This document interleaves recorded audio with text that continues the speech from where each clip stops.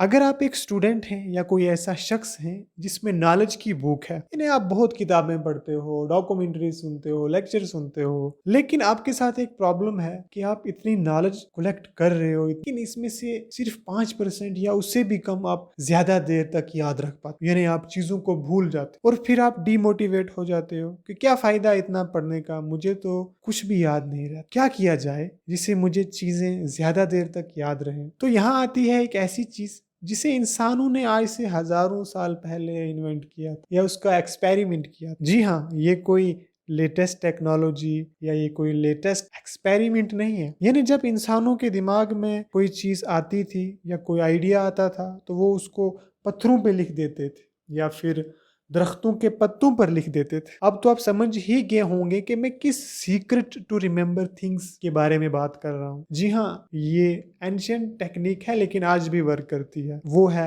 Note taking. यानी जब आप कोई चीज पढ़ रहे हो, कोई किताब पढ़ रहे हो, कोई डॉक्यूमेंट्री सुन रहे हो, कोई लेक्चर सुन रहे हो, तो उसको लिख लो। इससे वो चीज हमारे हिप्पोकैम्पस यानी हमारे दिमाग का वो चैम्बर जहाँ पे मेमोरी स्टोर होती है, वहां पे हमारी वो लिखी हुई चीज सेव हो जाएगी और फिर वो चीज हमें ज्यादा देर तक याद। लेकिन यहाँ एक चीज समझने की ये है कि लिखने से क्या मतलब कि हम जो लिख लें उसको फिर हम साथ उठा के फिरें और जहां हमें जरूरत पड़े वहां खोल के उसको पढ़ें, बल्कि चीजों को लिखने और उनको याद रखने के पीछे एक और कनेक्शन और वो है रूल ऑफ एफर्ट। यानी आप जब किसी चीज के पीछे एफर्ट्स लगाते हो तो वो चीज ज्यादा देर तक आपको याद रहती। फॉर एग्जाम्पल, आप एक इंसान को किसी रास्ते पे पैदल भेजें और वहीं दूसरी तरफ एक दूसरे इंसान को गाड़ी से उसी रास्ते पे या उसी सड़क से भेजें, और जब वो वापस आए दोनों, और जब वो वापस आए तो आप उनसे पूछें उस रास्ते के बारे में कि भाई उन्होंने क्या क्या देखा रास्ते, तो आप देखेंगे कि जो इंसान पैदल गया था वो ज्यादा अच्छे से चीजें डिस्क्राइब करेगा जो उसने देखा एज कम्पेयर टू जो इंसान गाड़ी में गया। क्यों? क्योंकि उसके पीछे उस पैदल जाने वाले की एफर्ट्स लगे, उसने छोटी छोटी चीजों को नोटिस किया, हर जो चीज उस रास्ते में थी वो उसकी नजरों से गुजरते हुए उसके दिमाग तक पहुंची और उसे याद रही। इसी तरह जब हम कोई चीज लिखते हैं यानी उस पे एफर्ट लगता है हमारा, हमें एक पेन चाहिए होता है, एक पेपर चाहिए होता है, फिर हमें एक राइटिंग पोजीशन में बैठना होता है और फिर लिखना होता है, और जो आप लिखोगे उसका एक एक हर्फ आपकी नजरों में से गुजरता हुआ दिमाग तक पहुंचेगा, और जब आप इन अल्फाबेट के जरिए अपने दिमाग को बार बार सिग्नल भेजोगे तो आपका दिमाग इस तरफ फोकस करेगा। बाकी आप जानते हो जिस चीज पे फोकस होता है वो क्लियर एंड क्रिस्टल दिखती है बाकी चीजों में।